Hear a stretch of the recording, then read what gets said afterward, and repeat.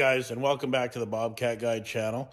Today we're going to be talking about greasing equipment, showing you where all the grease zerks are, and the hidden literature on the equipment that will show you where the grease zerks are. So stay tuned to the end of this video.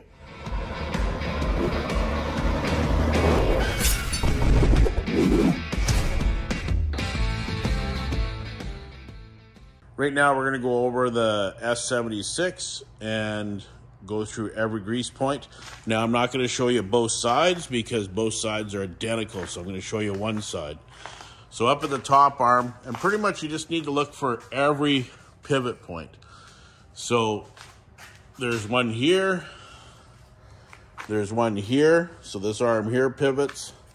There's one back there which you can get through here if the camera will shoot it. And then this is the other pivot point for it.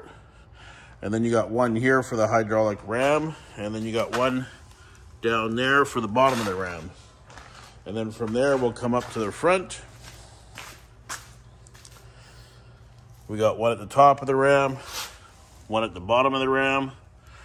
And then there's also one here for this pivot point. And I don't know if I can get this. And this will be for the bottom of the pivot arm. Hey, Jax. And then there's one right in here. And this is for the pin to slide up and down on the quick attach. And there's Jax. He's helping me out with this video today. All right, now we're going to go through a 2015 S630. And I'm going to show you the different pivot points. As you can tell, these arms are totally different.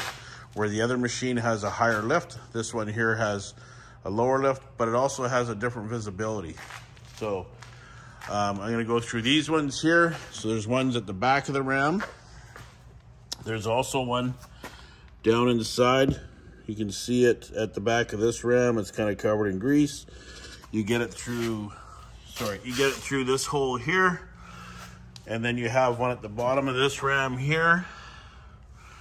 And so for the sides, that's the only three. And that's the kind of advantage with these older Bobcats is they have less grease points. Now we're going to sneak you around to the front here. We have one at the top for the ram, one at the pivot point, and then you also got one right here on the pivot arm.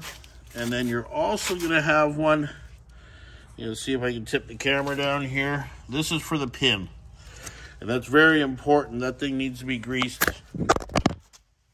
Okay, you okay? That was quite the fall. That one there is part of the pin for greasing the pin.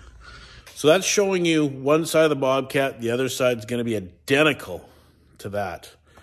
With these grease zerks, I highly recommend, depending on what type of dirt you're in, like when we do topsoil, I'm greasing probably every 6 hours or every time we fuel the Bobcat. So we fuel up in the morning, it should be already greased.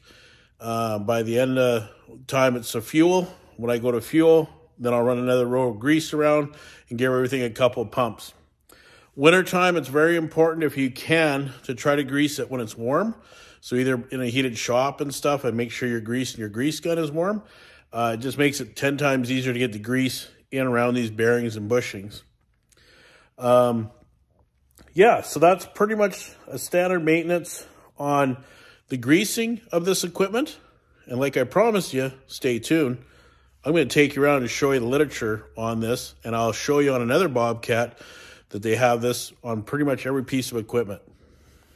Okay, so this is my S76. In the back of the old Bobcats, they used to be right in here. But now they put it right here. And I'm going to snap a picture of this and put it up so you guys can read it. Now this is a maintenance log, and it'll show you every grease zerk on this piece of equipment, plus the amount of hours that I'll show you here. The amount of hours that you need to do certain maintenance on the equipment. Oil changes, hydraulic changes, tracks, batteries, drivetrains, all that kind of stuff. Now coming over to my S630, they have the exact same thing, but they have it here. And they're showing you all the grease points. And then in this literature, they're showing you air filters, cabin engine, all that stuff. And these are all printed usually in the motor compartment or like I showed you on the new one, right on the engine there.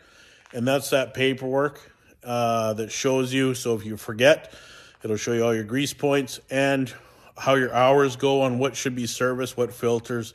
There's hydraulic filters, there's oil filters, there's all kinds of different filters that need to be changed at certain intervals, and oil changes and stuff like that. And if you have tracks, there's different gears in there that need to be looked at, which that first drawing, which I'll put up in the picture here on that, and it'll show you everything. So I hope this was helpful. Yeah, and we literally grease every time we fuel up. It's a good train of thought. That's usually between 6 to 8 hours, depending on what you're doing. And don't forget about whatever attachments you're putting on. If it's got grease, make sure you hit that with some grease too. Thanks for coming out, guys. I appreciate you watching these videos. Don't forget to subscribe. Leave me a comment how often you grease, how often you do stuff, and we'll go from there. Thanks a lot for coming out. Appreciate it. See you in the next video.